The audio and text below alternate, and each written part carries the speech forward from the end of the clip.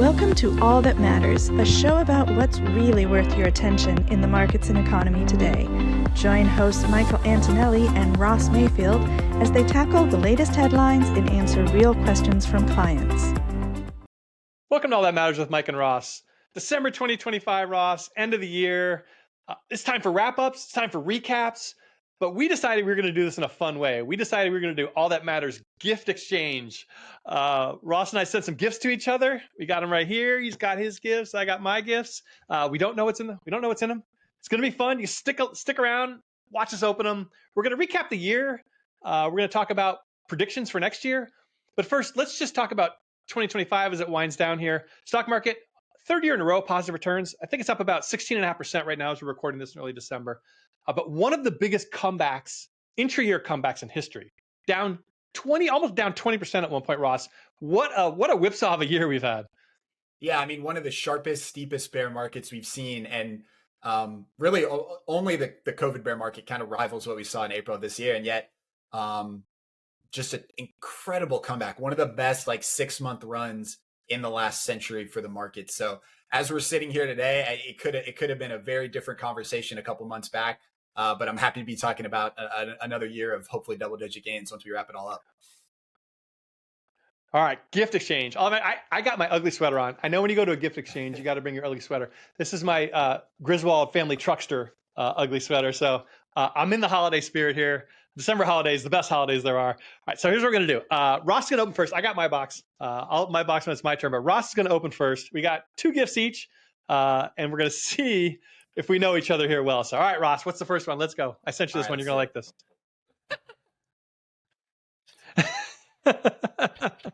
Yes, Ross. Yes, that's right. Hey, listen. What happened here? Listen, I think it should be obvious to everybody watching. Bubbles. We get asked about bubbles constantly. Is AI a bubble? I had to send you that gift as a joke. Riff on it, Ross. Tell them what it's all about. Well, hopefully I didn't just ruin my microphone with wet bubbles. But yeah, I mean, look, we're talking about, and we started the year talking about bull markets, right? And this has morphed into a conversation that we've probably answered more times than any other question this year, which is the market in a bubble? And what we said at the beginning of the year was bull markets last longer than you expect. No matter what you think, bull markets last longer than you expect. This bull market so far is historically still pretty short and pretty weak in magnitude. So plenty of room to run just to get to what an average bull market looks like. And importantly, driven by earnings, right? These companies are just printing earnings right now.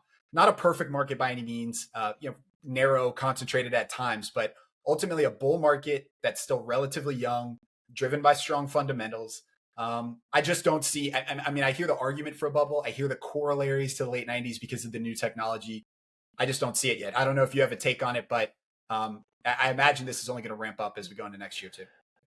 Like you said, if it's a bubble and companies that make a ton of money. Not only that, there's all sorts of stocks at all-time high. Walmart's at an all-time high. Goldman Sachs is at an all-time high. There's companies that aren't tech-related that are at all-time highs. Let's not get too caught up in bubble versus not bubble. Let's just get caught up in what does it mean to stick to our plan? What does it mean to ride a bull market? Let's stick to those things and leave the second guessings to other people who are just guessing. So, all right, I got this box Ross sent me. I'm going to open my first gift. There's nothing. I love gift opening, Ross, especially on camera.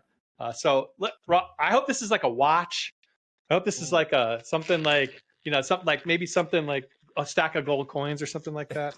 I'm super excited because small gifts are always the best gifts. Ross, you did a good job wrapping. Wrapping is an impossible skill. Ross, hey. Listen, I'm not like the biggest golf fan in the world. So what's up? Well, look, you might not be the biggest golf fan in the world, but you wrote one of the great golf blogs of all time, compared golf to the market. And I want you to tell us, what you took away from that blog. But I will say the end of the blog is you inviting anyone who reads it to come to Wisconsin and shank some balls into Lake Michigan with you. So I figured you probably needed more balls. I didn't get you clubs. I got you balls. So you're good to go now. Mike, golfing and investing. What's up? Yeah, it was called The Wisdom of Golf. And I got a lot of feedback from customers and from advisors. They loved it. I kind of related the lessons of golf to life. And I did it around the Ryder Cup. You can get it on bairdwealth.com. It's available, and search for me and you'll find it on there. You know what? One of my favorite things to do when I write and when we produce content is try to find parallels between things people do and the investing world. And golf it's got so many. My favorite one, Ross, was the 19th hole. It was what I wrote. I said the 19th hole is my favorite because at the 19th hole, you share your round with your your teammates or your partners or your friends or whatever, and you talk about the highs and the lows. You enjoy some food. It's just all about the camaraderie of the day, and that's life. That's just what life is. That's what we're doing here. That's what our customers and our teammates do. We all have our ups and downs, investing, the world, relationships, all these things, but savoring it along the way, like at the 19th hole or in your life, is I thought was super, super important. So I really enjoyed it. The wisdom of golf, it's out there for you. I wrote it right around the Ryder Cup, but Ross, I'm definitely going to fire this one into Lake Michigan. This one's going in next time I go. So, all right, open it up. What do you got? I got second give. Let's go. Yeah, man. All right, let's see. You said small gifts are always good. Envelopes are always great. There's only a few things that can be in an envelope. Yeah, since I can't wrap, envelopes are better. Oh, buddy, you shouldn't have. Look at, I mean, goodness gracious, you shouldn't have. What's up with all the credit cards? Credit cards. Hey, listen, like I took a fair amount. They're not in my social security number. They're in my wife's, so we're not going to tell her. I sent you credit cards because listen, we talk about the national debt all the time.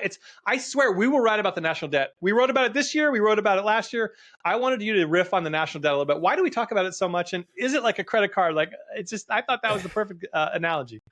It is. I don't know that these credit cards are going to have the 30-something trillion dollar limit that I need if I was going to pay it down myself. But it's just this kind of like market boogeyman that gets brought up time and again to put a little bit of fear and anxiety into investors or people. It's a huge number. It's a number that's hard to wrap our head around, and it's used to spook people, really. And a couple takeaways. I mean, number one is we did a video on it earlier this year, so go check that out. Hopefully we kind of debunked this fear a little more thoroughly.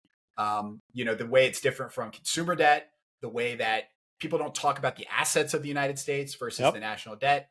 And then again, the way this has been an omnipresent fear for hundreds of years. You had some great political cartoons from like the 1930s and the 1850s. And people have been thinking about this for hundreds of years.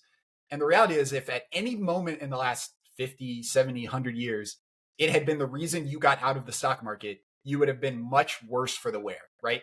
This is not something we take lightly. It is something that goes into the way we think about markets and the world, but it is way down on the list of fears that investors should be considering.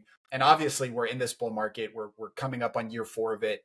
It clearly hasn't inhibited big companies from making a lot of money. And I don't think that it will start to next year either. So it's something that we'll be talking about for most of our careers, but hopefully we've steered folks correctly on this one. And just trying to get people to worry about it a little bit less. I used to cover the biggest pension funds and hedge funds in the world before I did this job. And I went to, hundreds of meetings with the most sophisticated investors in the world for 12 plus years.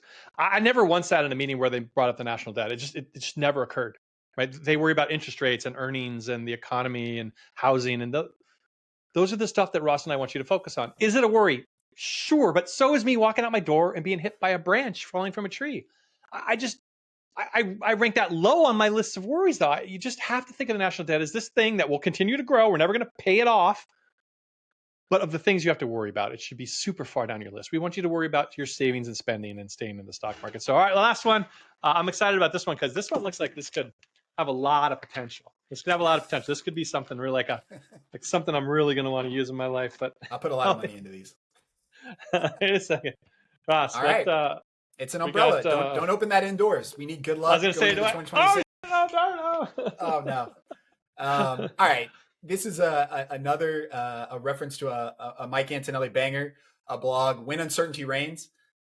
It was kind of perfect timing, not so perfect for you, but perfect timing. Right as the stock market was melting down, there were these storms that crushed the Midwest, and including, I know, your own house in your basement directly under your feet right now. So the umbrella, a reference to, again, a great blog and a great conversation that helped hopefully some clients get through a really rough time in the market. What was your takeaway from that kind of like April showers moment that we had?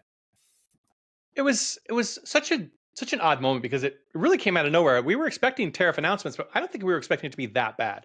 And I was driving home one day in the midst of just a horrible storm, and I had to pull over. I couldn't drive anymore. It was so bad I couldn't see. And as I was sitting there, I'm like, this is a bit like what we're going through in the stock market. So I wrote this When Uncertainty Reigns blog, and I'm really proud of it. Like, I think that given it was one of the worst sell-offs ever, and we're at all-time highs right now, I think that's really, really, with retrospect, a really good way of looking at it. Sometimes you have to sit out a storm. There's times when things are just out of your control, and that happens often in investing. And you might say to yourself, well, I need to do something. I'm worried I need to do something. That's often what causes the worst mistakes in investing. And once that happens, they're hard to recover from. So I really enjoyed writing it. And again, one of the good things and one of the bad things about what Ross and I do is you can go back and look at all of our stuff. You can rank us. You can rate us. You can see what Ross wrote in 2022 when we were in a bear market. You can see what I wrote in April this year. You can see what we wrote during COVID. You can see what we wrote and you could say, should I pay attention to them? Are they worth my time? Are they valuable? Do they give me comfort? Do they give me insights? And I like to rate ourselves, Ross. I like to say, are we giving not only our teammates, but are we giving our most valued customers and clients, are we giving them valuable information? And that's the way I look at when uncertainty reigns, because it happens. It will happen again, and we will be here to help out, Ross. The storms are going to come. The umbrella is your plan, is your advisor, and hopefully as an extension, Mike and I. So Mike, it's a perfect wrap on 2025, but I would be remiss if we didn't get out of here with a few predictions. I'll put you on the spot first. 2026 market prediction. What do you got? All right, so I looked at the stock market. We've been up 3 years in a row, double-digit returns, which is just incredible wealth creation. Honestly, if you look back at the stock market's just done an incredible job for investors for a long time now, frankly, other than a couple of years. But 3 years in a row, double-digit returns. I asked myself, how often does 4 years in a row happen? And I looked into the data and I found something surprising. Ross, it happens all the time. It happens all the time. We actually have a term for the stock market being up 4 years in a row, and we call them bull markets. We call them bull markets. That's how we call them. 4 years in a row happens all the time. In fact, 5 years in a row happens often. They're called bull markets. We are in one. We want you to benefit from bull markets because we don't want you to be afraid when the stock market's going up and down. All right. We don't want you to be afraid in both directions. So my prediction, I think the pieces are in place for another good year in the stock market. I think the consumer remains durable. Earnings stay strong. The Fed will, I think, cut, maybe try to unlock the housing market. But I do think 2026 will be another good year in the market. I could be wrong. You can come back a year from now and you can rank me. But you can also rank me for the last 3 years.